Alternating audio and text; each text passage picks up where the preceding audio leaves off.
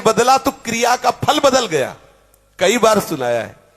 एक दुष्ट स्वभाव वाला आदमी था, तो जंगल में गड़ासा लेके खड़ा होता।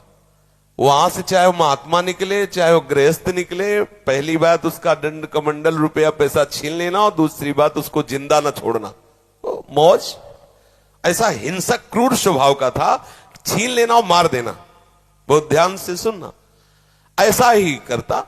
अब एक महात्मा जो बड़े भजनानंदी तपस्वी त्यागी थे, तो ऐसे संतों के दर्शन मात्र से पाप नष्ट होते हैं। संत दरस जिम पातक टरे, बड़े भाग पाइप सत्संगा, विनय प्रयास होई भव भंगा। ऐसे महापुरुष का सानिध्य जो ही मिला तो उसने उठाया गड़ासा। तो उनका क्यों भाई, क्यों मारोगे? बोले हमारा व्यसन है, मारना हमारा स्वभाव है, हमारी आदत, हमें नशा है, हम सामान छीन लेते हो मारते हैं। बोले ऐसी दुर्गति होगी तेरी कि तुझे पता नहीं। वो तपबल संपन्न थे, वो जो जो बोल रहे थे वो ऐसा लग रहा था कि उसके दिमाग पे लग रहा है। थोड़ी ही देर में संभाषण मात्र, एक तो दर्शन दूसरा संभाषण, तत्काल उसके हृदय में कंप आयमान, हृदय में भय पैदा हुआ, चरणों में गिर गया। महाराज मैं तो बहुत पाप की, ये देखो संत दर्शन का फल, कोई उपाय बताओ। महाराज सब छोड़ दूंगा यदि मुझे शिष्य बना लो। तो उनका तुम्हें ऐसे शिष्य नहीं बनाएंगे, पहले तुम भारत के तीर्थों का अवगाहन करो, जब तुम पवित्र हो जाओगे तब तुम्हें शिष्य बनाएंगे। तुमने बहुत सी हत्याएं की है, बनाएंगे शिष्य, लेकिन पहले भारत के तीर्थों में भ्रमण करो। तो महाराज हम कैसे जानेंगे कि हम पवित्र हो गए, निष्पाप हो गए? तो उन्होंने एक सूखी लकड़ी दी और कहा जब ये हरी हो जाए, इसमें अंकुरण हो जाए, तो वहीं से लौट आना, जानना तुम निष्पाप हो गए। चल पड़ा। अब महापुरुष की प्रेरणा, ये होता है संत का प्रभाव। अब वो लकड़ी ली सूखी और चल पड़ा।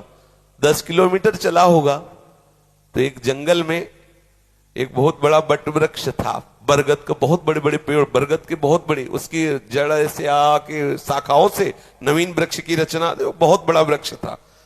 उसी के नीचे सोचा रात्रि काट लेते, फिर हम तीर्थ यात्रा में जाएंगे।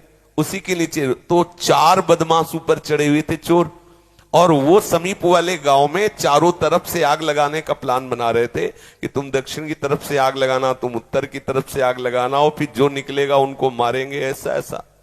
उसने सोचा है इतने पाप किए हैं, तीर्थ यात्रा तो जा ही रहे, इन 4 को और मार देते हैं, क्योंकि ये 4 मरेंगे तो पूरा गांव बच जाएगा। अब जो तीर्थ ही जा रहे तो जब 50-100 वो मारे तो 2-4, इनमें क्या जाता है। उन्होंने आवाज लगाई, ये सुनो तुम्हारा प्लान ठीक नहीं है। तो देखा कि कोई हमारे प्लान को सुन लिया, तो उनका देखो हम तुम्हारे गुरु हैं इस बात के, जीवन हो गया गड़ासा चलाते हुए, मुझे पता है तुम फंस जाओगे, नीचे उतरो।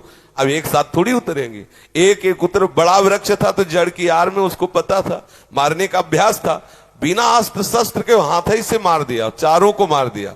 मारा, सोचा अभी यहां तो हमने हत्या कर दी, अभी यहां नहीं रुकेंगे, आगे जो ही लकड़ी उठाया तो हरी हो गई।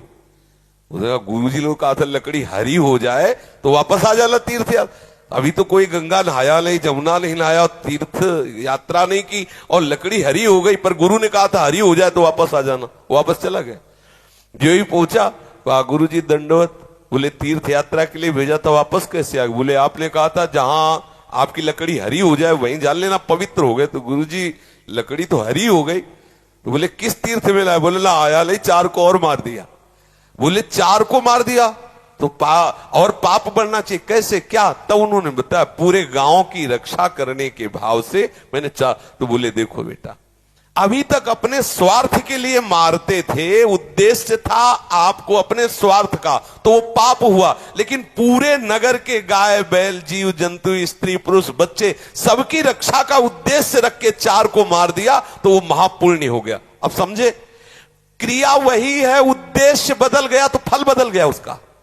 आप गृहस्थ में जो क्रियाएं कर रहे हैं वही क्रियाएं प्रभु के लिए करने लगे, उद्देश्य बना ले प्रभु की प्रसन्नता, बात बन गई।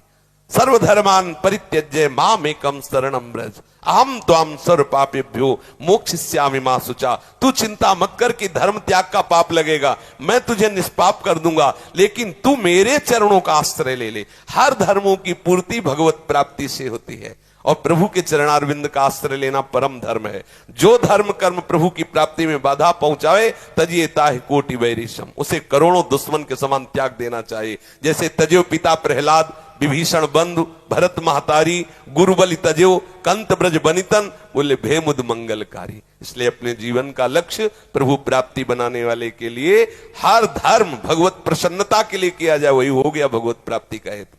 समझ रहे? ऐसे कितने महापुरुष देखे गए अपने कुल कर्म को करते हुए भगवत प्राप्त हो गए, क्योंकि वो प्रभु की प्रसन्नता के लिए किया। अभी क्या करते हैं हम, जो भी करते हैं अपने सुख के लिए करते हैं, अपनी राजी के लिए करते हैं, और भक्त प्रभु की राजी के लिए करता। क्रिया वही है, उद्देश्य बदल गया, उसका फल बदल गया। समझ गए आप?